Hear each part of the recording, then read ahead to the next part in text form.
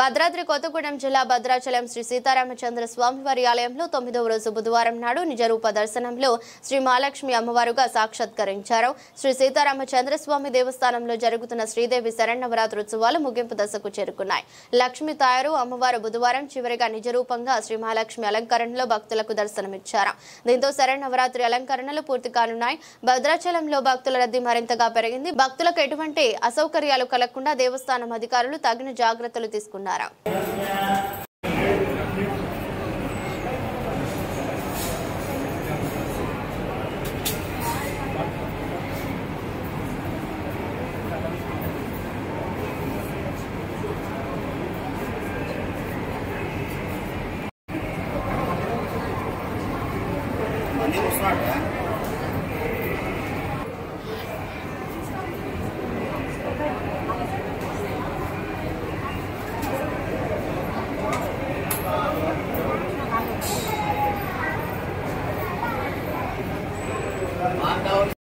శ్రీమతి రామానుజాయ నమః.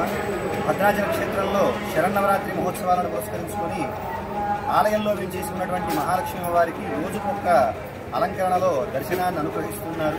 మనకి ఏవేవైతే కోరికలు ఉంటాయో, అంటే మనకి ధనం కావాలన్నా, విద్య కావాలన్నా, విజయం కావాలన్నా, సంతానం కావాలన్నా, అలాగే ధాన్యం కావాలన్నా, ఇలా మనకి ఏవేవైతే అవసరమవుతాయో ఆ అన్ని స్వరూపాలలో మనం అమ్మవారిని ఆరాధిస్తూ వచ్చాము.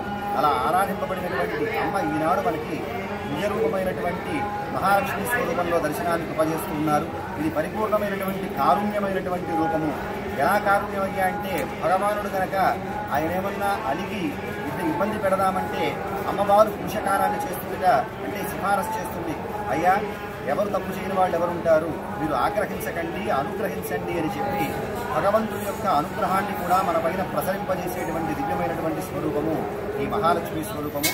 అటువంటి రూపంలో ఈనాడు మనకి అమ్మవారు దర్శనాన్ని కృపజేస్తున్నారు. అలాంటి అమ్మవారిని దర్శించి ధరించవలసిందిగా కోరుతూ జై శ్రీరామ్.